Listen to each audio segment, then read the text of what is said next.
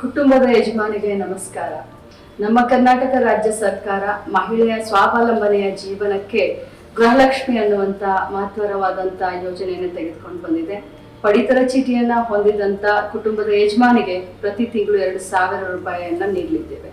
ಈ ಯೋಜನೆಗೆ Karnataka one, Bangalore one, ಗ್ರಾಮ ಒನ್ ಹಾಗೂ ಬಾಪೂಜಿ ಸೇವಾ ಕೇಂದ್ರಗಳಲ್ಲಿ ಉಚಿತವಾಗಿ ನೋಂದಾಯಿಸಿಕೊಳ್ಳಬಹುದು. ಅದೇ ರೀತಿ ಸರ್ಕಾರದಿಂದ ನೇಮಕಗೊಂಡಂತ ಪ್ರಜಾಪ್ರತಿನಿಧಿಗಳು ತಮ್ಮ ಮನೆ ಬಾಗಿಲಿಗೆ ಬಂದು ಉಚಿತವಾಗಿ ಈ ಯೋಜನೆಯನ್ನ ನೋಂದಾಯಿಸಿಕೊಳ್ತಾರೆ.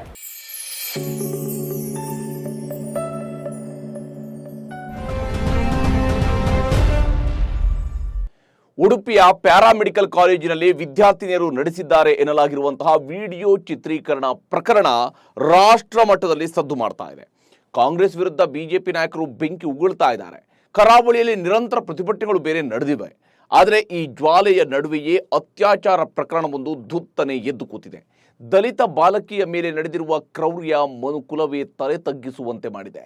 ಉಡುಪಿ ವಿಡಿಯೋ ಅಸ್ತ್ರ ಹಿಡಿದು ಸಮರ ಸಾರಿದ್ದ ಬಿಜೆಪಿಗೆ ಈಗ ದಕ್ಷಿಣ ಕನ್ನಡ ಜಿಲ್ಲೆಯ ಅನಾಚಾರವನ್ನೇ ಮುಂದಿಟ್ಟು ಕಾಂಗ್ರೆಸ್ ತಿರುಗೇಟು ಕೊಡ್ತಾ ಇದೆ. ಹೀನ ಕೃತ್ಯದ ಹಿಂದೆ ಸಂಘ ಪರಿವಾರದ ಹೆಸರು ತಳುಕು ಹಾಕಿಕೊಳ್ತಾ ಇದ್ದು ರಾಜ್ಯ ರಾಜಕೀಯದಲ್ಲಿ ಮತ್ತೊಂದು ಕದನಕ್ಕೆ ನಾಂದಿ ಹಾಡಿದೆ. ಅಷ್ಟಕ್ಕೂ ಏನಿದು ಪ್ರಕರಣ? ಬಿಜೆಪಿಗೆ ಏನ್ ಲಿಂಕು? ಹಾಗೆಯೇ ಕಾಂಗ್ರೆಸ್ ನಾಯಕರು ಬಿಜೆಪಿ ವಿರುದ್ಧ ಮುಗಿಬಿದ್ದಿದ್ದೇಕೆ? ಎಲ್ಲವನ್ನು ಕೂಡ ಒಂದೊಂದಾಗಿ ಹೇಳ್ತೀನಿ. ಇದೇ ಇವತ್ತಿನ ಅತಿದೊಡ್ಡ ಸುದ್ದಿಯಾಗಿದ್ದು ಈ ಬಗ್ಗೆ ಸಂಪೂರ್ಣ ಮಾಹಿತಿಯನ್ನು ಕೊಡ್ತೀನಿ. ನಮಸ್ಕಾರ ಸ್ನೇಹಿತರೆ, ನೀವು ನೋಡೋದಕ್ಕೆ ಶುರು ಮಾಡಿದ್ದೀರಿ ಸುದ್ದಿಯಾನದ ನ್ಯೂಸ್ ಶೋ. ನಾನು ಹರಿಪ್ರಸಾದ್. ನೀವು ಸುದ್ದಿಯಾನದ ಸಬ್ಸ್ಕ್ರೈಬರ್ ಆಗೋದಕ್ಕೆ ಮರಿಬೇಡಿ. ಇವತ್ತಿನ ಅತಿದೊಡ್ಡ ಸುದ್ದಿಯನ್ನು ನೋಡೋದಕ್ಕಿಂತ ಮುಂಚಿತವಾಗಿ ಒಂದು ಇಂಟ್ರೆಸ್ಟಿಂಗ್ ಮಾಹಿತಿಯನ್ನು ನಿಮಗೆ ಮೊದಲಿಗೆ ಕೊಟ್ಬಿಡ್ತೀನಿ. ಇತ್ತೀಚಿನ ದಿನಗಳಲ್ಲಿ ಅಮೆರಿಕದ ಬಾಹ್ಯಾಕಾಶ ಸಂಸ್ಥೆ ಒಂದಲ್ಲ ಒಂದು ಎಡವಟ್ಟುಗಳನ್ನು ಮಾಡಿಕೊಡ್ತಾನೆ ಇದೆ. ಕೆಲ ದಿನಗಳ ಹಿಂದೆ ನಾಸಾದಲ್ಲಿ ವಿದ್ಯುತ್ ಸಂಪರ್ಕ ಕಡಿತಗೊಂಡಿದ್ದರಿಂದಾಗಿ ಬಾಹ್ಯಾಕಾಶ ನಿಲ್ದಾಣದಲ್ಲಿರುವ ಗಗನಯಾತ್ರಿಗಳ ಜೊತೆಗಿನ ಸಂಪರ್ಕವನ್ನು ನಾಸಾ ವಿಜ್ಞಾನಿಗಳು ಕಳ್ಕೊಂಡಿದ್ರು. ಇದೀಗ ನಾಸಾ ವಿಜ್ಞಾನಿಗಳು ನೀಡಿದ ತಪ್ಪು ಸಂದೇಶದಿಂದಾಗಿ ಭೂಮಿಯಿಂದ 12 ಬಿಲಿಯನ್ ಮೈಲಿ ದೂರದಲ್ಲಿ ಬಾಹ್ಯಾಕಾಶದಲ್ಲಿ ಸುತ್ತುತ್ತಿರುವ ವಯಾಗರ್ 2 ನೌಕೆ ಜೊತೆಗಿನ ಸಂಪರ್ಕವನ್ನು ನಾಸಾ ಕಳೆದುಕೊಂಡಿದೆ. ಜುಲೈ 21ರಂದು ವಯಾಗರ್ 2 ನೌಕೆಗೆ ನಿರಂತರವಾಗಿ ರಾಂಗ್ ಕಮಾಂಡ್ಗಳನ್ನು ಕೊಡಲಾಗಿದೆ. ಇದರಿಂದಾಗಿ ಭೂಮಿಯ ಕಡೆಗೆ ಇದ್ದ ವಯಾಗರ್ 2 ನೌಕೆಯ ಆಂಟನಾ ಸುಮಾರು 2%ನಷ್ಟು ಬೇರೆ ದಿಕ್ಕಿಗೆ ತಿರುಗಿಬಿಟ್ಟಿದೆಯಂತೆ. ಕೇವಲ 2% ಆಂಟನಾದ ಆಂಗಲ್ ಬದಲಾಗಿದ್ದಕ್ಕೆ ಈಗ ನಾಸಾ ಜೊತೆಗಿನ ಸಂಪರ್ಕ ತಪ್ಪಿ ಹೋಗಿದೆ. ಅಮೆರಿಕದಲ್ಲಿ ಕುಳಿತು ನಾಸಾ ವಿಜ್ಞಾನಿಗಳು ಕಳಿಸ್ತಾ ಇರುವಂತಹ ಯಾವುದೇ ಸಿಗ್ನಲ್ಗಳನ್ನು ವಯಾಗರ್ 2 ರಿಸೀವ್ ಮಾಡ್ತಾ ಇಲ್ಲ. ಜೊತೆಗೆ ಬಾಹ್ಯಾಕಾಶ ನೌಕೆ ಕೂಡ ಯಾವುದೇ ಡೇಟಾಗಳನ್ನು ಕಳಿಸ್ತಾ ಇಲ್ಲ. ಇದೀಗ ವಿಜ್ಞಾನಿಗಳು ಎಮರ್ಜೆನ್ಸಿ ಸಂದರ್ಭದಲ್ಲಿ ಬರುವಂತಹ ಹಾರ್ಟ್ ಬೀಟ್ ಸಿಗ್ನಲ್ ಅನ್ನ ಬಾಹ್ಯಾಕಾಶ ನೌಕೆಯಿಂದ ರಿಸೀವ್ ಮಾಡಿದ್ದಾರೆ ಅಂತ ನಾಸಾ ಮಾಹಿತಿ ನೀಡಿದೆ. ಒಂದು ವೇಳೆ ಮತ್ತೆ ಸಂಪರ್ಕ ಸಾಧ್ಯವಾಗದೇ ಇದ್ದಲ್ಲಿ ವಯಾಗರ್ 2 ನೌಕೆ ನಿಷ್ಕ್ರಿಯವಾಗಲಿದೆ. ಬಾಹ್ಯಾಕಾಶದ ವಿಸ್ತೃತವಾದಂತಹ ಅಧ್ಯಯನ ಮಾಡೋದಕ್ಕಾಗಿ ವಯಾಗರ್ ಉಪಗ್ರಹವನ್ನ ಲಾಂಚ್ ಮಾಡಲಾಗಿತ್ತು. ಒಂದಲ್ಲ ಎರಡಲ್ಲ ಬರೋಬ್ಬರಿ 4 ವರ್ಷಗಳಿಂದ ನಡೀತಾ ಇದ್ದಂತಹ ಮಾನಗೇಡಿ ಕೃತ್ಯ ಅದು. ಶಾಲೆಗೆ ಹೋಗುವ ಬಾಲಕಿಯನ್ನ ಪುಸಲಾಯಿಸಿ ಕಾಮುಕರು ತಮ್ಮ ಕಾಮ ತೃಷೆಯನ್ನು ತೀರಿಸಿಕೊಂಡಿದ್ದಾರೆ. 5 ಪಾಪಿಗಳು ನಿರಂತರವಾಗಿ ಲೈಂಗಿಕ ದೌರ್ಜನ್ಯ ಎಸಗಿದ್ದಾರೆ. ದಲಿತ ಬಾಲಕಿಯ ಮೇಲೆ ಅತ್ಯಾಚಾರ ಎಸಗಿದ ಆರೋಪದಲ್ಲಿ ಇದೀಗ 5ರನ್ನು ಅರೆಸ್ಟ್ ಮಾಡಲಾಗಿದೆ. ದಕ್ಷಿಣ ಕನ್ನಡ ಜಿಲ್ಲೆ ಬಂಟ್ವಾಳ ತಾಲೂಕಿನ ವಿಟ್ಲ ಪೊಲೀಸ್ ಠಾಣಾ ವ್ಯಾಪ್ತಿಯಲ್ಲಿ ಈ ಘಟನೆ ನಡೆದಿದ್ದು ಪೋಕ್ಸೋ ಹಾಗೂ ದಲಿತ ದೌರ್ಜನ್ಯ ತಡೆ ಕಾಯ್ದೆಯ ಅಡಿ ಪ್ರಕರಣ ದಾಖಲಾಗಿದೆ. ಅಕ್ಷಯ್, ಕಮಲಾಕ್ಷ, ಸುಕುಮಾರ, ರಾಜ ಮತ್ತು ಜಯಪ್ರಕಾಶ್ ಎಂಬುವರನ್ನ ಪೊಲೀಸರು ಬಂಧಿಸಿದ್ದಾರೆ. ಸದ್ಯ ಇದೇ ಪ್ರಕರಣ ರಾಜಕೀಯ ತಿರುವನ್ನು ಪಡ್ಕೊಂಡಿದೆ. ಉಡುಪಿ ವಿಡಿಯೋ ವಿವಾದ ಹಿಡಿದು ಬೀದಿಗಿಳಿದಿರುವಂತಹ ಬಿಜೆಪಿಗೆ ವಿಟ್ಲ ಅತ್ಯಾಚಾರ ಪ್ರಕರಣ ಮುಂದಿಟ್ಟು ಕಾಂಗ್ರೆಸ್ ನಾಯಕರು ತಿರುಗೇಟು ಕೊಡ್ತಾ ಇದ್ದಾರೆ. ಅಷ್ಟಕ್ಕೂ ಅತ್ಯಾಚಾರ ಎಸಗಿದ್ಯಾರು? ಅರೆಸ್ಟ್ ಆಗಿದ್ದೇಕೆ? ಕಾಂಗ್ರೆಸ್ ಬಿಜೆಪಿ ಕಡೆಗೆ ಬೊಟ್ಟು ಮಾಡ್ತಾ ಇರೋದು ಏಕೆ ಅನ್ನೋದನ್ನ ಒಂದೊಂದಾಗಿ ಹೇಳ್ತೀನಿ. ಮೊದಲಿಗೆ ಬಿಜೆಪಿಗೆ ಕಾಂಗ್ರೆಸ್ ಕೊಟ್ಟಿರುವಂತಹ ತಿರುಗೇಟು ಯಾವ ಸ್ವರೂಪದಲ್ಲಿದೆ ಅನ್ನೋದನ್ನ ನಿಮಗೆ ತೋರಿಸ್ತೀನಿ. ಬಹಳ ಮುಖ್ಯವಾಗಿ ಇಲ್ಲಿ ಉಡುಪಿ ಕಾಲೇಜಿನ ಘಟನೆಯನ್ನ ಕೇರಳ ಸ್ಟೋರಿಗೆ ದಕ್ಷಿಣ ಕನ್ನಡದ ಸಂಸದರು ಕೂಡ ಆಗಿರುವಂತಹ ಬಿಜೆಪಿ ರಾಜ್ಯಾಧ್ಯಕ್ಷ ನಳಿನ್ ಕುಮಾರ್ ಕಟೀಲ್ ಅವರು ಹೋಲಿಕೆಯನ್ನ ಮಾಡಿದ್ರು. ನಳಿನ್ ಕುಮಾರ್ ಕಟೀಲ್ಗೆ ಸಚಿವ ದಿನೇಶ್ ಗುಂಡೂರಾವ್ ಅವರು ತಿರುಗೇಟು ಕೊಟ್ಟಿದ್ದಾರೆ. ಬಿಜೆಪಿ ಔಟ್ ಗೋಯಿಂಗ್ ಅಧ್ಯಕ್ಷ ಕಟೀಲ್ ಕೇರಳ ಫೈಲ್ಸ್ಗೆ ಹೋಲಿಸಿದ್ದಾರೆ. ಇವರದ್ದೇ ಕ್ಷೇತ್ರದ ವಿಟ್ಲದಲ್ಲಿ ದಲಿತ ಬಾಲಕಿ ಮೇಲೆ ನಿರಂತರ ಅತ್ಯಾಚಾರ ನಡೆದಿದೆ. ಸಂಘ ಪರಿವಾರಕ್ಕೆ ಸೇರಿದ 3 ಯುವಕರಿಂದ ನಿರಂತರ ಅತ್ಯಾಚಾರ ನಡೆದಿದೆ. ಇದು ಯಾವ ಫೈಲ್ಸ್? ಮಂಗಳೂರು ಫೈಲ್ಸ್ ಅಂತ ಕರೀಬಹುದೇ? ಉಡುಪಿ ಪ್ರಕರಣ ರಾದ್ಧಾಂತ ಮಾಡಿದ ಬಿಜೆಪಿ ಯಾಕೆ ಬಾಯಿ ಬಿಡ್ತಾ ಇಲ್ಲ? ವಿಟ್ಲ ಬಾಲಕಿ ಮೇಲೆ ನಡೆದಿರುವಂತಹ ಅತ್ಯಾಚಾರದ ಬಗ್ಗೆ ಬಾಯಿ ಬಿಡುತ್ತಿಲ್ಲ ಏಕೆ? ಆರೋಪಿಗಳು ಇವರ ಸಂಘಟನೆಗೆ ಸೇರಿದವರು ಎಂಬ ಕಾರಣಕ್ಕಾಗಿ ಮೌನವೇ? ಟ್ವೀಟ್ ಮೂಲಕ ಕಟೀಲ್ ಮತ್ತು ಬಿಜೆಪಿ ವಿರುದ್ಧ ದಿನೇಶ್ ಗುಂಡೂರಾವ್ ಆಕ್ರೋಶ ಹೊರಹಾಕಿದ್ದಾರೆ. ಕರಾವಳಿಯ ವಿಟ್ಲದಲ್ಲಿ ಸಂಘ ಪರಿವಾರದಿಂದ ನಿರಂತರ ಅತ್ಯಾಚಾರ ನಡೀತಾ ಇದೆ. ದಲಿತ ಬಾಲಕಿಯ ಬಗ್ಗೆ ಮೌನವೇಕೆ? ಆ ದಲಿತ ಬಾಲಕಿ ಹಿಂದೂ ಅಲ್ಲವೇ? ಬಿಜೆಪಿಗೆ ನಂಟಿರುವವರು ನಡೆಸುವ ಅತ್ಯಾಚಾರಗಳಿಗೆ ಬಿಜೆಪಿಯ ಸಮ್ಮತಿ ಇದೆಯೇ? ಹಿಂದೂ ಹೆಣ್ಣು ಮಕ್ಕಳಿಗೆ ನ್ಯಾಯ ಕೊಡಿಸುವ ಶೋಭಾ ಕರಂದ್ಲಾಜೆಯವರು ಈಗ ಬಾಯಿಯನ್ನ ಅದುಮಿ ಹಿಡಿದವರು ಯಾರು? ಅವರ ಬಾಯಿಯನ್ನ ಟ್ವಿಟರ್ ಮೂಲಕ ಬಿಜೆಪಿ ವಿರುದ್ಧ ಆಕ್ರೋಶವನ್ನು ಹೊರಹಾಕಿದೆ ಕಾಂಗ್ರೆಸ್. ಸದ್ಯ ಉಡುಪಿ ಕಿಚ್ಚಿನ ಪಂಜು ಹಿಡಿದು ಹೋರಾಟಕ್ಕಿಳಿದಿರುವ ಬಿಜೆಪಿಗೆ ವಿಟ್ಲದ ಅತ್ಯಾಚಾರ ಪ್ರಕರಣ ಮುಂದಿಟ್ಟು ಕಾಂಗ್ರೆಸ್ ಕೌಂಟರ್ ಕೊಡ್ತಾ ಇದೆ.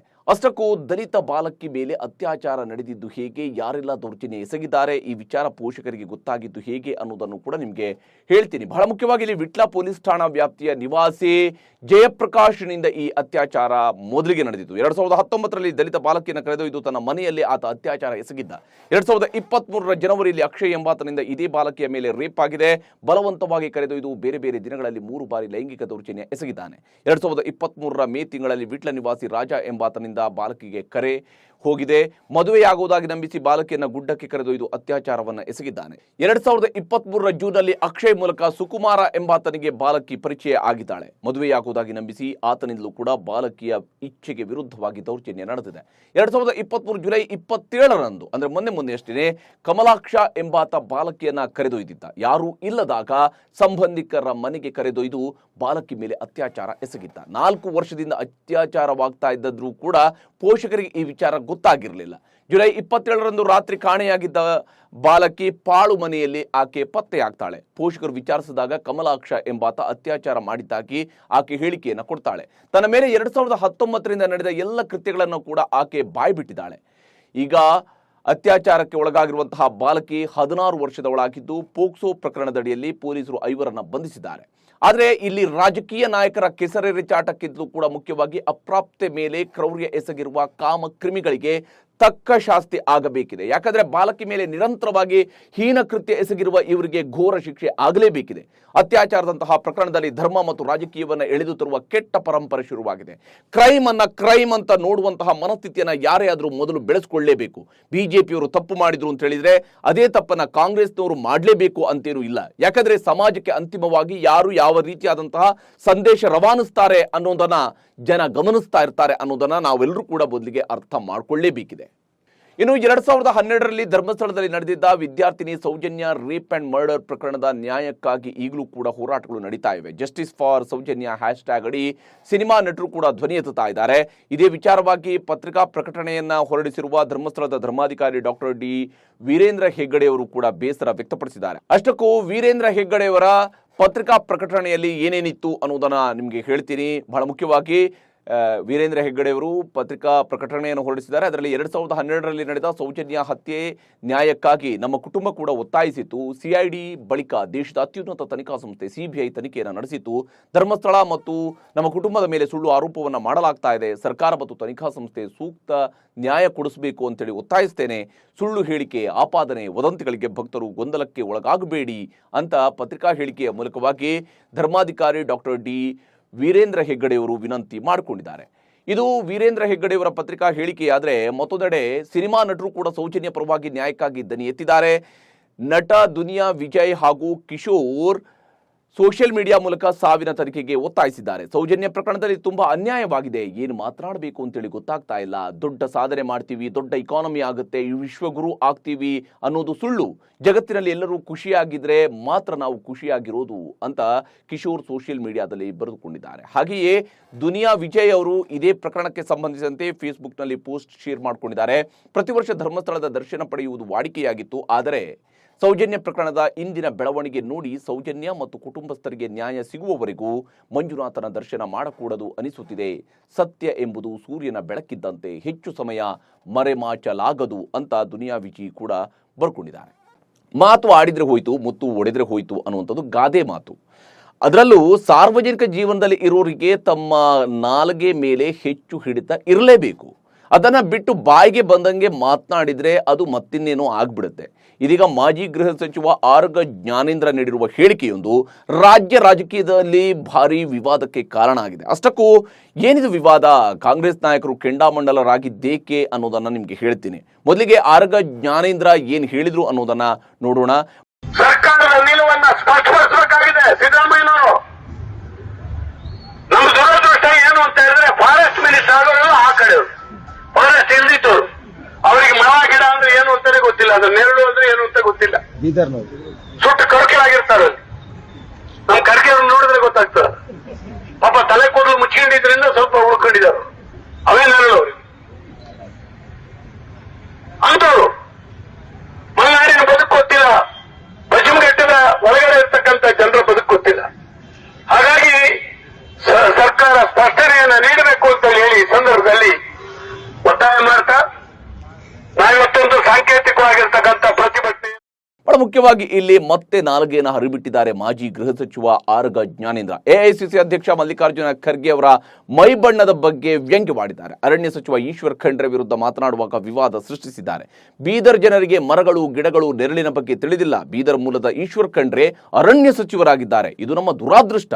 ಅವರಿಗೆ ನಮ್ಮ ಸಮಸ್ಯೆಗಳು ಗೊತ್ತಾಗುವುದಿಲ್ಲ. ಮಲೆನಾಡು ಮತ್ತು ಪಶ್ಚಿಮ ಘಟ್ಟಗಳ ಸಮಸ್ಯೆಗಳ ಬಗ್ಗೆ ತಿಳಿಯುವುದಿಲ್ಲ. ಅಲ್ಲಿನವರು ಬಿಸಿಲಿನ ಜಳಕ್ಕೆ ಸುಟ್ಟು ಕರಕಲಾಗಿದ್ದಾರೆ. ಮಲ್ಲಿಕಾರ್ಜುನ ಖರ್ಗೆ ಅವರನ್ನು ನೋಡಿದರೆ ಗೊತ್ತಾಗುತ್ತದೆ ಅವರು ಕೂದಲನ್ನೇ ನೆರಳೆಂದು ಭಾವಿಸಿದ್ದಾರೆ ಅಂತ ವ್ಯಂಗ್ಯವಾಡಿದ್ದಾರೆ. ಹೀಗೆ ಆರಗ ಜ್ಞಾನೇಂದ್ರ ನಿಜಕ್ಕೂ ಕೂಡ ಮಾತಿನ ಬರದಲ್ಲಿ ತನ್ನ ಅರ್ಧ ಜ್ಞಾನವನ್ನ ಜಗತ್ತಿನ ಮುಂದೆ ತೆರೆದಿಟ್ಟಿದ್ದಾರೆ. ಖರ್ಗೆ ಅವರ ಮೈಬಣ್ಣದ ಬಗ್ಗೆ ಏನೇನೋ ಮಾತನಾಡಿದ್ರು. ಹಾಗಂತ ಆರಗ ಜ್ಞಾನೇಂದ್ರ ಇಂತಹ ಹೇಳಿಕೆಗಳನ್ನು ಕೊಡುವಂಥದ್ದು ಇದೇ ಮೊದಲೇನೂ ಅಲ್ಲ ಅನ್ನೋದು ನಿಮಗೂ ಕೂಡ ಗೊತ್ತಿದೆ. ಯಾಕಂದ್ರೆ ಮೈಸೂರಿನಲ್ಲಿ ಯುವತಿ ಮೇಲೆ ಗ್ಯಾಂಗ್ ರೇಪ್ ಆದಾಗಲೂ ಕೂಡ ನನ್ನ ಮೇಲೇ ಕಾಂಗ್ರೆಸ್ನವರು ಸೇರ್ಕೊಂಡು ರೇಪ್ ಮಾಡ್ತಾ ಇದ್ದಾರೆ ಅನ್ನುವ ಹೇಳಿಕೆಯನ್ನು ಕೊಟ್ಟಂತಹ ಮಹಾಪುರುಷ ಈತ ಈ ಆರ್ಗ ಜ್ಞಾನೇಂದ್ರ. ಒಂದು ಕನಿಷ್ಠ ಪಕ್ಷದ ಒಂದು ಕನಿಷ್ಠ ರೀತಿಯಲ್ಲೂ ಕೂಡ ಮನಸ್ಸಿನಲ್ಲಿ ಯಾವ ರೀತಿಯಾಗಿ ಒಂದು ಸಂವೇದನೆಗಳು ಇಲ್ಲದೇ ಇದ್ದಂತಹ ಸಂದರ್ಭದಲ್ಲಿ ಹೇಗೆಲ್ಲ ಮಾತನಾಡ್ಬೋದು, ಆ ಸಂವೇದನಾ ಶೂನ್ಯತೆ ಈ ಆರ್ಗ ಜ್ಞಾನೇಂದ್ರ ಅವರಿಗೆ ಪ್ರಾಪ್ತಿಯಾಗಿರುವಂಥದ್ದು. ಆ ಕಾರಣಕ್ಕಾಗಿ ಅವ್ರಿಗೆ ಸಂವೇದನೆ ಅನ್ನುವಂಥದ್ದು ಇಲ್ಲ ಅನ್ನುವಂಥದ್ದು ಅವರ ಮಾತುಗಳಲ್ಲಿ ಸ್ಪಷ್ಟವಾಗ್ತಾ ಹೋಗುತ್ತೆ. ಈ ವಿಚಾರದಲ್ಲೂ ಕೂಡ ಅಷ್ಟೇ. ಇದೀಗ ರಾಷ್ಟ್ರ ರಾಜಕಾರಣದಲ್ಲಿ ಗುರುತಿಸಿಕೊಂಡಿರುವ ಎಐಸಿಸಿ ಅಧ್ಯಕ್ಷ ಮತ್ತು ರಾಜ್ಯಸಭೆಯ ಪ್ರತಿಪಕ್ಷ ನಾಯಕರಾಗಿರುವ ಖರ್ಗೆಯ ಬಗ್ಗೆ, ಖರ್ಗೆಯವರ ಮೈಬಣ್ಣದ ಬಗ್ಗೆ ಅವರು ನಾಲ್ಗೆಯನ್ನು ಹರಿಬಿಟ್ಟಿದ್ದಾರೆ. ಖರ್ಗೆಯವರ ಬಗ್ಗೆ ಟೀಕೆ ಮಾಡುವಂಥದ್ದು ಇಲ್ಲ, ಸಹಜ, ಅದು ಮಾಡ್ಲಿಕ್ಕಿರುವಂಥದ್ದೇ ರಾಜಕೀಯದಲ್ಲಿ. ಆದರೆ ಒಬ್ಬ ವ್ಯಕ್ತಿಯ ಮೈಬಣ್ಣವನ್ನ ಕೇಳಿ ಆ ಪ್ರದೇಶದ ಜನರ ಮೈಬಣ್ಣವನ್ನ ಈ ರೀತಿಯಾಗಿ ಗುರುತಿಸುವಂಥದ್ದು ಇದೆಯಲ್ಲ, ಇದು ಅತ್ಯಂತ ಕೀಳು ಮಟ್ಟದ ಹೇಳಿಕೆ ಅನ್ನೋದರಲ್ಲಿ ಯಾವುದೇ ಅನುಮಾನ ಬೇಕಿಲ್ಲ.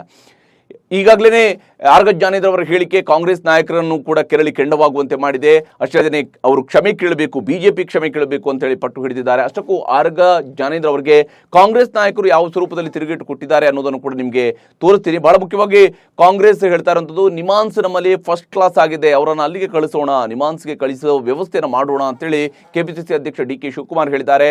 ಆರ್ಗ ಜ್ಞಾನೇಂದ್ರ ಅವರು ಮಾನಸಿಕ ಸ್ಥಿಮಿತ ಕಳೆದುಕೊಂಡಿದ್ದಾರೆ ಅಂತೇಳಿ ಈಶ್ವರ್ ಖಂಡ್ರೆ ಅವರು ತಿರುಗೇಟು ಕೊಟ್ಟಿದ್ದಾರೆ. ಆರ್ಗ ಜ್ಞಾನೇಂದ್ರ ಅವರನ್ನ ಪಕ್ಷದಿಂದ ಉಚ್ಚಾಟನೆ ಮಾಡಬೇಕು ಅಂತೇಳಿ ಖಂಡ್ರೆ ಆಗ್ರಹಿಸಿದ್ದಾರೆ. ಸಾಲು ಸಾಲು ಟ್ವೀಟ್ ಮೂಲಕವೂ ಕೂಡ ಬಿಜೆಪಿ ವಿರುದ್ಧ ಕಾಂಗ್ರೆಸ್ ಆಕ್ರೋಶವನ್ನು ವ್ಯಕ್ತಪಡಿಸಿದೆ. ಉತ್ತರ ಕರ್ನಾಟಕದ ಜನ ಮತ್ತು ಕಪ್ಪು ಬಣ್ಣದವರ ಬಗ್ಗೆ ಬಿಜೆಪಿಗೆ ಅಸಡ್ಡೆ. ದಲಿತರನ್ನ ಬಿಜೆಪಿ ತುಚ್ಛವಾದ ದೃಷ್ಟಿಕೋನದಿಂದ ನೋಡುತ್ತದೆ. ಆರ್ಗ ಜ್ಞಾನೇಂದ್ರ ಅವರ ಕೀಳು ಮಟ್ಟದ ಹೇಳಿಕೆ ಇದಕ್ಕೆ ಸಾಕ್ಷಿ. ದಲಿತರ ಬಗ್ಗೆ ಗೌರವ ಇದ್ದಿದ್ದೇ ಆದರೆ ಬಿಜೆಪಿ ಕ್ಷಮೆ ಕೇಳಬೇಕು. ಎಐಸಿಸಿ ಅಧ್ಯಕ್ಷ ಖರ್ಗೆ, ಸಚಿವ ಈಶ್ವರ್ ಖಂಡ್ರೆ ಅವರ ಕ್ಷಮೆಯನ್ನ ಕೇಳಬೇಕು. ಆರ್ಗ ಜ್ಞಾನೇಂದ್ರ ಅವರನ್ನ ಪಕ್ಷದಿಂದ ಉಚ್ಚಾಟಿಸಬೇಕು ಅಂತೇಳಿ ಕಾಂಗ್ರೆಸ್ ಆಗ್ರಹಿಸಿದೆ. ಯಾವಾಗ ಕಾಂಗ್ರೆಸ್ ನಾಯಕರು ತಮ್ಮ ವಿರುದ್ಧ ತಿರುಗಿ ಬಿದ್ರು, ಕಡೆಗೂ ನಮ್ಮ ಆರ್ಗ ಜ್ಞಾನೇಂದ್ರ ಅವರಿಗೆ ಜ್ಞಾನೋದಯ ಆಗಿದೆ. ಬಾಯಿ ತಪ್ಪಿನಿಂದ ಇಂತಹ ಅಚಾತುರ್ಯ ಆಗಿದೆ, ನನ್ನ ಹೇಳಿಕೆಗೆ ವಿಷಾದ ವ್ಯಕ್ತಪಡಿಸ್ತೀನಿ ಅಂತ ಹೇಳಿದ್ದಾರೆ. ಇವರಿಗೆ ಬಾಯಿ ತಪ್ಪಿ ಆಡೋದು, ನಂತರ ವಿಷಾದ ವ್ಯಕ್ತಪಡಿಸುವಂಥದ್ದು ಕೂಡ ಬಹಳ ಕಾಮನ್ ಆಗೋಗಿದೆ ಈ ಆರ್ಗ ಜ್ಞಾನೇಂದ್ರ ಅವ್ರಿಗೆ. ಯಾಕಂದ್ರೆ ಆರ್ಗ ಜ್ಞಾನೇಂದ್ರ ಅವ್ರಿಗೆ ಅರ್ಥ ಮಾಡ್ಕೊಳ್ಬೇಕು ನೋಡಿ, ಅರಣ್ಯ ಸಚಿವರಾಗೋದಿಕ್ಕೆ ಕಾಡು, ಮರ, ಗಿಡ, ಇದು ಗುಡ್ಡ, ಬೆಟ್ಟ ಅಂತೇಳಿ ಈ ಆರ್ಗ ಜ್ಞಾನೇಂದ್ರ ಎಷ್ಟು ಅರ್ಧ ಜ್ಞಾನೇಂದ್ರ. ಇವರು ಕರ್ನಾಟಕದ ಗೃಹ ಸಚಿವರಾಗಿದ್ದಂಥವ್ರು. ಇವರಿಗೆ ಕನಿಷ್ಠ ಪಕ್ಷ ಕೇವಲ ಪಶ್ಚಿಮ ಘಟ್ಟಗಳು ಮಾತ್ರ ಅರಣ್ಯಗಳಲ್ಲ, ರಾಜ್ಯದಲ್ಲಿ ಅರಣ್ಯ ಪ್ರದೇಶಗಳು ಬೇರೆ ಬೇರೆ ಭಾಗಗಳಲ್ಲಿ ಇದ್ದಾವೆ, ಬೇರೆ ಬೇರೆ ಪ್ರದೇಶಗಳಲ್ಲಿ ಬೇರೆ ಬೇರೆ ಸ್ವರೂಪಗಳಲ್ಲಿ ಇದೆ. ಫಾರೆಸ್ಟ್ ಡಿಪಾರ್ಟ್ಮೆಂಟ್ನಲ್ಲಿ ಇರುವಂತಹ ಆಸ್ತಿಯ ವಿವರವನ್ನು ಒಮ್ಮೆ ಆರ್ಗ ಜ್ಞಾನೇಂದ್ರ ಅಂತವ್ರು ನೋಡ್ಕೊಳ್ಬೇಕು. ಅಂಥವ್ರಿಗೆ ಅರ್ಥ ಆಗುತ್ತೆ. ಮಲೆನಾಡಿನ ಕಷ್ಟ ಅರ್ಥ ಆಗೋದಿಲ್ಲ ಅಂತ ಹೇಳೋದಕ್ಕೂ, ನಿಮಗೆ ಅರಣ್ಯದ ಕಷ್ಟಗಳು ಅರ್ಥ ಆಗೋದಿಲ್ಲ ಅಂತ ಹೇಳೋದಕ್ಕೂ ಯಾವುದಕ್ಕೂ ಒಂದಕ್ಕೊಂದು ಸಂಬಂಧ ಇಲ್ಲದಂಥ ಮಾತು. ಮತ್ತೆ ಬಿಸಿಲಿನ ಪ್ರದೇಶಗಳಲ್ಲಿರುವಂತಹ ವ್ಯಕ್ತಿಯ ಮೈಬಣ್ಣವನ್ನು ಇಟ್ಟುಕೊಂಡು ಈ ರೀತಿಯಾಗಿ ಅತ್ಯಂತ ಕೀಳು ಮಟ್ಟದ ಹೇಳಿಕೆಯನ್ನು ಕೊಟ್ಟಿರುವಂಥದ್ದು ನಿಜಕ್ಕೂ ಆರ್ಗ ಜ್ಞಾನೇಂದ್ರ ಈ ರೀತಿಯಾದಂತಹ ಮಾತುಗಳ ಮೂಲಕವಾಗಿಯೇ ತಾವಿನ್ನು ಸುಧಾರಿಸುವಂಥ ವ್ಯಕ್ತಿ ಅಲ್ಲ ಅನ್ನೋದನ್ನು ಮತ್ತೆ ಮತ್ತೆ ಸಾಬೀತುಪಡಿಸ್ತಾ ಇದ್ದಾರೆ ಅಂತ ಮಾತ್ರ ಹೇಳ್ಬೋದು. ಇಂತಹ ಆರ್ಗ ಜ್ಞಾನೇಂದ್ರ ಅವರನ್ನ ಪ್ರತಿಪಕ್ಷ ನಾಯಕನಾಗಿ ಮಾಡಬೇಕು ಅನ್ನುವಂತಹ ಒಂದು ರೆಕಮೆಂಡೇಶನ್ ಕೂಡ ಬಿಜೆಪಿಯಲ್ಲಿ ಇದೆಯಂತೆ. ಇಂಥವರು ಕೂಡ ಪ್ರತಿಪಕ್ಷ ನಾಯಕರಾದರೆ ಮುಂದೆ ಬಿಜೆಪಿಯ ಕತೆ ಏನಾಗುತ್ತೆ ಅನ್ನೋದನ್ನು ಬಿಜೆಪಿ ನಿರ್ಧಾರ ಮಾಡ್ಕೊಳ್ಬೇಕಾಗಿದೆ. ಇನ್ನು 2024ರ ಲೋಕಸಭಾ ಚುನಾವಣೆಗೆ ಕೆಲವೇ ತಿಂಗಳು ಬಾಕಿ ಉಳಿದಿದ್ದು ಕಾಂಗ್ರೆಸ್ ಪಾಳೆಯ ಈಗಿನಿಂದಲೇ ರಣತಂತ್ರವನ್ನು ರೂಪಿಸ್ತಾ ಇದೆ. ಅಲ್ಲದೆ ಕರ್ನಾಟಕದಲ್ಲಿ ಕನಿಷ್ಠ 20 ಸ್ಥಾನಗಳನ್ನು ಗೆಲ್ಲುವ ಲೆಕ್ಕಾಚಾರವನ್ನು ಕೂಡ ಹಾಕೊಂಡಿದೆ. ಈ ಬಗ್ಗೆ ಚರ್ಚೆ ನಡೆಸುವುದಕ್ಕೆ ರಾಜ್ಯದ ಹಿರಿಯ ನಾಯಕರು ಹಾಗೂ ಸಚಿವರಿಗೆ ಕಾಂಗ್ರೆಸ್ ಹೈಕಮಾಂಡ್ ಬುಲಾವ್ ನೀಡಿತು. ಅದರಂತೆ ರಾಜ್ಯ ಕಾಂಗ್ರೆಸ್ ನಾಯಕರು ದೆಹಲಿಗೆ ಹಾರಿದ್ದು ಚುನಾವಣೆ ಬಗೆಗಿನ ಸಾಧ್ಯತೆಗಳ ಬಗ್ಗೆ ಚರ್ಚೆಯನ್ನು ನಡೆಸಿದ್ದಾರೆ. ಎಐಸಿಸಿ ಅಧ್ಯಕ್ಷ ಮಲ್ಲಿಕಾರ್ಜುನ ಖರ್ಗೆ, ಕಾಂಗ್ರೆಸ್ನ ಹಿರಿಯ ನಾಯಕ ರಾಹುಲ್ ಗಾಂಧಿ ನೇತೃತ್ವದಲ್ಲಿ ಚುನಾವಣೆಗೆ ಕಾರ್ಯತಂತ್ರವನ್ನು ರೂಪಿಸುವ ಬಗ್ಗೆ ಸಭೆ ನಡೆದಿದೆ. ಸಭೆಯಲ್ಲಿ ರಾಜ್ಯದ ಒಟ್ಟು 37 ಕಾಂಗ್ರೆಸ್ ನಾಯಕರು ಭಾಗಿಯಾಗಿದ್ದಾರೆ. ಚಿತ್ರದುರ್ಗದಲ್ಲಿ ಕಲುಷಿತ ನೀರು ಸೇವಿಸಿ ಸಾವನ್ನಪ್ಪಿದವರ ಸಂಖ್ಯೆ 3ಕ್ಕೆ ಏರಿಕೆಯಾಗಿದ್ದು 80ಕ್ಕೂ ಹೆಚ್ಚು ಜನ ಅಸ್ವಸ್ಥರಾಗಿದ್ದಾರೆ. ಆದರೆ ಪ್ರಕರಣಕ್ಕೆ ಈಗ ಟ್ವಿಸ್ಟ್ ಸಿಕ್ಕಿದ್ದು ವಾಟರ್ ಟ್ಯಾಂಕ್ಗೆ ಬೇಕಂತಲೇ ವಿಷ ಬೆರೆಸಿರುವ ಗಂಭೀರ ಆರೋಪ ಕೇಳಿಬಂದಿದೆ. ಕಳೆದ ವರ್ಷ ದಲಿತ ಯುವಕನ ವಿರುದ್ಧ ಪೋಕ್ಸೋ ಕೇಸ್ ದಾಖಲಿಸಿರುವ ದ್ವೇಷಕ್ಕೆ ನೀರಿನ ಟ್ಯಾಂಕ್ಗೆ ವಿಷ ಬೆರೆಸಿರುವ ಶಂಕೆ ವ್ಯಕ್ತವಾಗಿದೆ. ವಾಟರ್ಮನ್ ಸುರೇಶ್ ಎಂಬಾತನೇ ವಿಷ ಬೆರೆಸಿದ್ದಾನೆ ಅಂತ ಮೃತ ಮಂಜುಳಾ ಕುಟುಂಬಸ್ಥರು ಗಂಭೀರ ಆರೋಪವನ್ನು ಮಾಡಿದ್ದಾರೆ. ಅಲ್ಲದೆ ಮೃತದೇಹ ತೆಗೆಯದೆ ಆರೋಪಿಗಳನ್ನು ಬಂಧಿಸುವಂತೆ ಒತ್ತಾಯಿಸಿ ಪ್ರತಿಭಟನೆ ನಡೆಸಿದರು. ಸದ್ಯ ಡಿಸಿ ಸೇರಿದಂತೆ ಅಧಿಕಾರಿಗಳು ಗ್ರಾಮಕ್ಕೆ ಭೇಟಿ ನೀಡಿ ಪರಿಶೀಲನೆ ನಡೆಸಿದ್ದಾರೆ. ಹಾಗೆ ಮೃತರ ಕುಟುಂಬಕ್ಕೆ 10 ಲಕ್ಷ ರೂಪಾಯಿ ಪರಿಹಾರವನ್ನು ಘೋಷಣೆ ಮಾಡಲಾಗಿದೆ. ಆದರೆ ಇಲ್ಲಿ ನಿಜಕ್ಕೂ ಈ ಆರೋಪ ನಿಜ ಅಂತೇಳಿ ಆದರೆ ಎಂಥ ಆತಂಕದ ವಿಚಾರ ನೋಡಿ. ಕುಡಿಯೋ ನೀರಿಗೂ ಕೂಡ ವಿಷ ಬೆರೆಸ್ತಾರೆ, ಯಾರೋ ಒಬ್ರು ಯಾವುದೋ ದ್ವೇಷದ ಕಾರಣಕ್ಕಾಗಿ ವಿಷ ಬೆರೆಸ್ತಾರೆ ಅಂತ ಹೇಳಿದ್ರೆ ನೀರನ್ನು ಹೆಂಗೆ ಪರಿಶೀಲಿಸಿ ಕುಡಿಯೋದಕ್ಕೆ ಸಾಧ್ಯ ಆಗುತ್ತೆ ಅನ್ನುವಂಥ ಆತಂಕ ಸಹಜವಾಗಿ ಮೂಡುತ್ತೆ. ನಿಜಕ್ಕೂ ಈ ಆರೋಪ ನಿಜ ಅಂತೇಳಿ ಆದರೆ ತಪ್ಪಿತಸ್ಥರನ್ನ ಬಂಧಿಸಿ ಆತನಿಗೆ ಕಠಿಣ ಶಿಕ್ಷೆಗೆ ಗುರಿಪಡಿಸಬೇಕಂತ ಜವಾಬ್ದಾರಿಯೂ ಕೂಡ ಸರ್ಕಾರದ್ದಾಗಿದೆ. ಬೆಂಗಳೂರು ಮೈಸೂರು ದಶಪಥ ರಸ್ತೆಯಲ್ಲಿ ಅಪಘಾತಗಳಿಗೆ ಕಡಿವಾಣ ಹಾಕುವುದಕ್ಕೆ ಸ್ಪೀಡ್ ಡಿಟೆಕ್ಟರ್ಗಳನ್ನು ಅಳವಡಿಸಲಾಗಿತ್ತು. ಆದರೆ ಕೇವಲ 4 ದಿನಗಳಲ್ಲಿ ಸ್ಪೀಡ್ ಡಿಟೆಕ್ಟರ್ಗಳು ಕೈಕೊಟ್ಟಿವೆ. ಎಕ್ಸ್ಪ್ರೆಸ್ ವೇನಲ್ಲಿ ಸ್ಪೀಡ್ ಲಿಮಿಟ್ ಜಾರಿ ಮಾಡಿದ್ದು ಇದನ್ನು ನಿಯಂತ್ರಿಸುವುದಕ್ಕೆ ಮಂಡ್ಯದ ಉಮ್ಮಡಹಳ್ಳಿ ಗೇಟ್ ಬಳಿಯಲ್ಲಿ ಸೋಲಾರ್ನಿಂದ ಕಾರ್ಯನಿರ್ವಹಿಸುವ ಸ್ಪೀಡ್ ಡಿಟೆಕ್ಟರ್ ಹಾಗೂ ಕ್ಯಾಮೆರಾಗಳನ್ನು ಅಳವಡಿಸಲಾಗಿತ್ತು. ಜುಲೈ 29ರಿಂದ ಎಐ ಕ್ಯಾಮೆರಾಗಳ ಜೊತೆಗೆ ಸ್ಪೀಡ್ ಡಿಟೆಕ್ಟರ್ಗಳು ಕಾರ್ಯನಿರ್ವಹಣೆ ಮಾಡ್ತಾ ಇದ್ವು.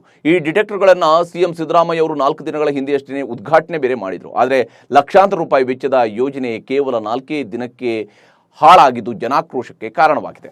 ಹರಿಯಾಣದ ನೂನಲ್ಲಿ ಆರಂಭವಾದ ಹಿಂಸಾಚಾರದಲ್ಲಿ ಸಾವಿನ ಸಂಖ್ಯೆ 6ಕ್ಕೆ ಏರಿಕೆಯಾಗಿದೆ. ಅಲ್ಲದೆ ಈ ಕಿಚ್ಚು ಪಕ್ಕದ ಜಿಲ್ಲೆಗಳಿಗೂ ಕೂಡ ಆವರಿಸಿಕೊಳ್ತಾ ಇದೆ. ನೂನಲ್ಲಿ ಕರ್ಫ್ಯೂ ಮುಂದುವರಿಸಲಾಗಿದ್ದು ಅರೆಸೇನಾ ಪಡೆಗಳ ಸಿಬ್ಬಂದಿಯನ್ನು ನಿಯೋಜಿಸಲಾಗಿದೆ.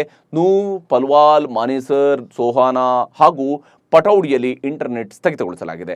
ಪ್ರಕರಣ ಸಂಬಂಧ ಈವರೆಗೂ 44 ಎಫ್ಐಆರ್ಗಳು ದಾಖಲಾಗಿದ್ದು 116 ಜನರನ್ನು ಅರೆಸ್ಟ್ ಮಾಡಲಾಗಿದೆ. ಮತ್ತೊಂದೆಡೆ ಹರಿಯಾಣದಲ್ಲಿ ಹಿಂಸಾಚಾರದ ಹಿನ್ನೆಲೆಯಲ್ಲಿ ಉತ್ತರ ಪ್ರದೇಶದ 11 ಜಿಲ್ಲೆಗಳಲ್ಲೂ ಕೂಡ ಹೈ ಅಲರ್ಟ್ ಘೋಷಿಸಲಾಗಿದೆ.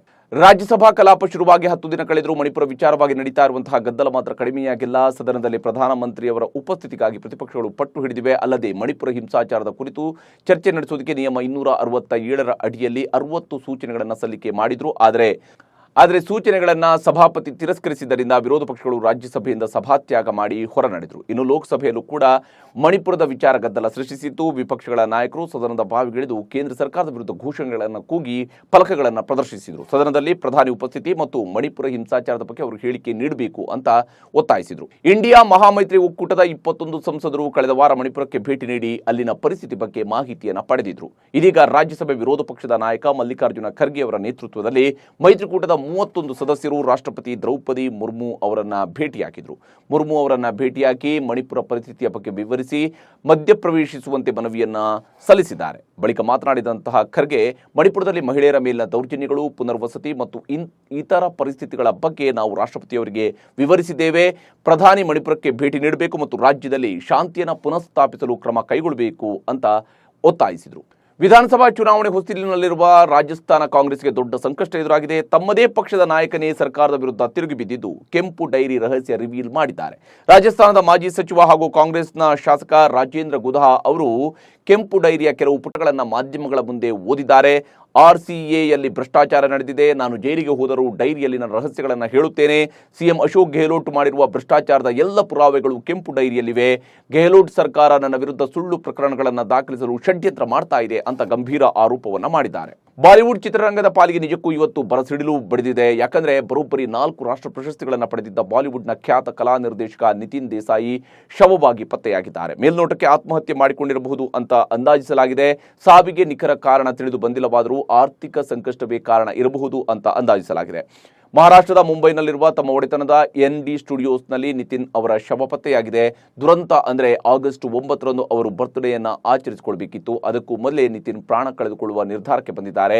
ಹಲವು ಸಿನಿಮಾ ಯಶಸ್ಸಿಗೆ ಅವರು ಹಾಕ್ತಾ ಇದ್ದಂತಹ ಸೆಟ್ಗಳು ಕೂಡ ಕಾರಣ ಆಗಿರ್ತಿದ್ವು. ಹೀಗಾಗಿ ನಿತಿನ್ ಅವರ ಸಾವಿಗೆ ಅಭಿಮಾನಿಗಳು ಸೇರಿದಂತೆ ಬಾಲಿವುಡ್ನ ಸ್ಟಾರ್ಗಳು ಕೂಡ ಸಂತಾಪ ವ್ಯಕ್ತಪಡಿಸಿದ್ದಾರೆ. ಮಧ್ಯಪ್ರದೇಶದ ಕುನೋ ರಾಷ್ಟ್ರೀಯ ಉದ್ಯಾನದಲ್ಲಿ ಚೀತಾಗಳ ಸರಣಿ ಸಾವು ಮುಂದುವರೆದಿದೆ. ಆಗಸ್ಟ್ 2ರಂದು ಉದ್ಯಾನದಲ್ಲಿ ಮತ್ತೊಂದು ಚೀತಾ ಸಾವಿಗೀಡಾಗಿದೆ. ಧಾತ್ರಿ ಎಂಬ ಹೆಸರಿನ ಹೆಣ್ಣು ಚೀತಾದ ಕಳೇಬರ ಪತ್ತೆಯಾಗಿದ್ದು, ಮಾರ್ಚ್ ನಂತರ ಈ ಚೀತಾ ಸೇರಿ ಸಾವನ್ನಪ್ಪಿದ ಚೀತಾಗಳ ಸಂಖ್ಯೆ 9ಕ್ಕೆ ಏರಿಕೆಯಾಗಿದೆ. ಧಾತ್ರಿ ಸಾವಿಗೆ ಕಾರಣ ಏನು ಅನ್ನೋದನ್ನ ಪತ್ತೆ ಮಾಡಲಾಗ್ತಾ ಇದೆ. ಕಳೆದ ವರ್ಷ ಸೆಪ್ಟೆಂಬರ್ನಲ್ಲಿ ನಮೀಬಿಯಾ ಮತ್ತು ದಕ್ಷಿಣ ಆಫ್ರಿಕಾದಿಂದ ತರಲಾದ 20 ಚೀತಾಗಳನ್ನ ಕುನೋ ರಾಷ್ಟ್ರೀಯ ಪಾರ್ಕ್ನಲ್ಲಿ ಬಿಡಲಾಗಿತ್ತು. ಮುಖ್ಯಮಂತ್ರಿ ಸಿದ್ದರಾಮಯ್ಯ ಜನಪ್ರಿಯ ರಾಜಕಾರಣಿ ಅನ್ನೋದರಲ್ಲಿ ಎರಡು ಮಾತಿಲ್ಲ. ಇದೀಗ ಅವರ ಜೀವನ ಚರಿತ್ರೆಯನ್ನ ಬೆಳ್ಳಿ ಪರದೆಯ ಮೇಲೆ ತರೋದಕ್ಕೆ ಸ್ಯಾಂಡಲ್ವುಡ್ನಲ್ಲಿ ತಯಾರಿ ಜೋರಾಗಿ ಸಾಗ್ತಾ ಇದೆ. ಸಿದ್ದರಾಮಯ್ಯ ಬಯೋಪಿಕ್ಗೆ ಲೀಡರ್ ರಾಮಯ್ಯ ಎನ್ನುವ ಶೀರ್ಷಿಕೆ ಇಟ್ಟಿದ್ದು ಸತ್ಯರತ್ನಂ ಎಂಬುವರು ಈ ಸಿನಿಮಾವನ್ನು ನಿರ್ದೇಶನ ಮಾಡ್ತಾ ಇದ್ದಾರೆ. ಲೀಡರ್ ರಾಮಯ್ಯ ಸಿನಿಮಾ ಚಾಪ್ಟರ್ 1 ಹಾಗೂ ಚಾಪ್ಟರ್ 2 ಮೂಲಕ ತೆರೆ ಕಾಣಲಿದೆ. ಸಿದ್ದರಾಮಯ್ಯ ಅವರ ಬಾಲ್ಯ, ಕಾಲೇಜು ದಿನಗಳು, ಲಾಯರ್ ಆಗಿದ್ದ ದಿನಗಳು, ರಾಜಕೀಯಕ್ಕೆ ಬರೋದಕ್ಕೆ ಅವರಿಗೆ ಸ್ಫೂರ್ತಿ ನೀಡಿದ್ದ ವಿಚಾರಗಳ ಮೊದಲ ಭಾಗದಲ್ಲಿ ಇರಲಿವೆ. ಮೊದಲ ಭಾಗದಲ್ಲಿ ಸಿದ್ದರಾಮಯ್ಯ ಪಾತ್ರವನ್ನು ಕನ್ನಡದ ನಟ ನಿರೂಪ್ ಭಂಡಾರಿ ನಿರ್ವಹಿಸಲಿದ್ದಾರೆ. ಹಾಗೆ ಸಿದ್ದರಾಮಯ್ಯ ಲಾಯರ್ ಆದ ಬಳಿಕ ವಿಜಯ್ ಸೇತುಪತಿ ಅವರು ಸಿದ್ದರಾಮಯ್ಯ ಪಾತ್ರದಲ್ಲಿ ಕಾಣಿಸಿಕೊಳ್ಳಲಿದ್ದಾರೆ ಅನ್ನುವಂತಹ ಮಾತು ಓಡಾಡ್ತಾ ಇದೆ. ಈಗಂತೂ ಮೊಬೈಲ್ ಇದ್ರೆ ಮುಗೀತು. ಮಕ್ಕಳಿಂದ ಹಿಡಿದು ಮುದುಕರವರೆಗೂ ಎಲ್ಲರೂ ಫೋನ್ಗೆ ಅಡಿಕ್ಟ್ ಆಗಿದ್ದಾರೆ. ಆದರೆ ಮಕ್ಕಳು ಹಾಗೂ ಹದಿಹರೆಯದವರ ಮೊಬೈಲ್ ಗೀಳು ತಪ್ಪಿಸೋದಕ್ಕೆ ಚೀನಾ ಸರ್ಕಾರ ಹೊಸ ರೂಲ್ಸ್ ಜಾರಿ ಮಾಡಿದೆ.